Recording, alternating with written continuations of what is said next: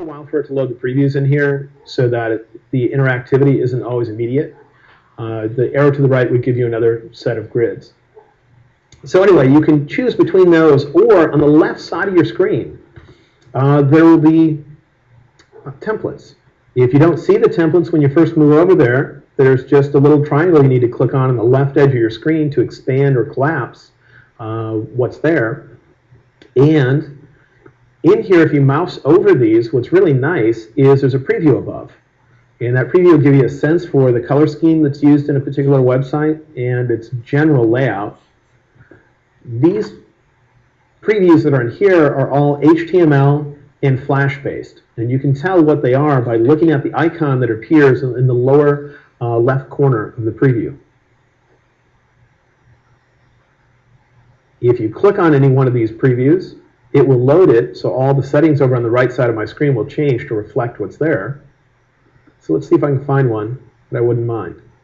I personally don't use Flash because I have an iPhone and an iPad, and they don't support Flash, and neither do a lot of other mobile devices.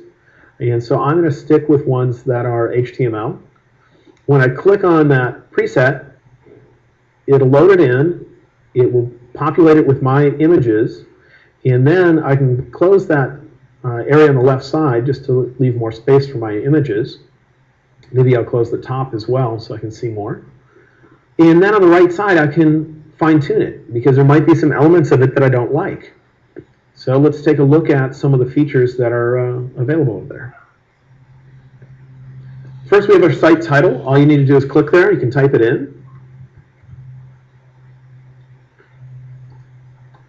Then you have another title, kind of a subtitle. You can see where it would appear over here. Let's just say that this was a visit from 2009.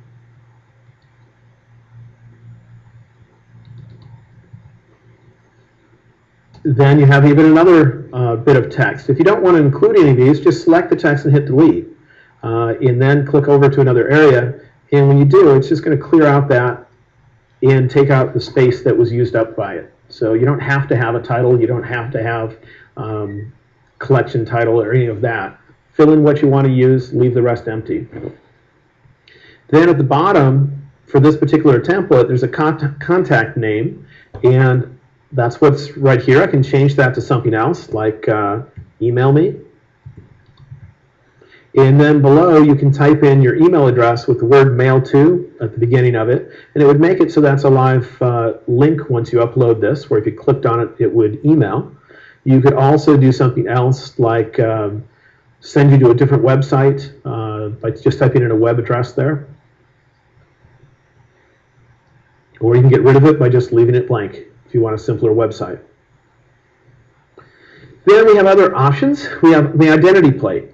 If I turn it on, you'll see it at the top of the image, and you can have more than one identity plate, so you could come in, click on a little arrow, and switch between them.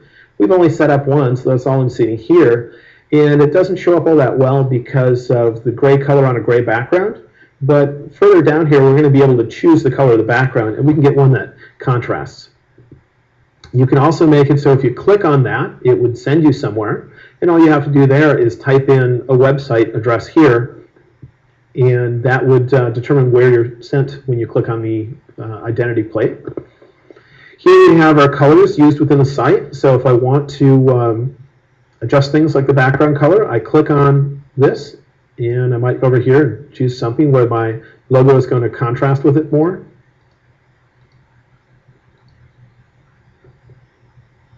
Or pick a different logo. And you have things like text color. Detail text would be any text that would be below the image. The cells, which is the area around these images, if I click, I can change them. Maybe I want them to be white.